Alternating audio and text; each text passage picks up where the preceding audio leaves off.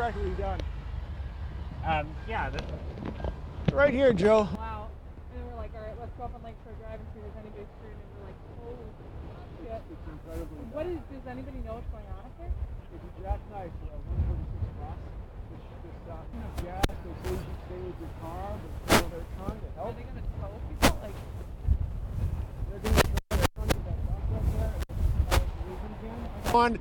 I have never seen anything like this in my life. This is the northbound lanes of Lakeshore Drive at the Fullerton exit. There are abandoned cars, snowdrifts building up around some of them. We've just seen some lightning. Some of these cars simply abandoned. Other motorists have been here now for over 6 hours. Abandoning their cars here too. well, that was what I was just telling them. I'm like, even when you guys do get out of here.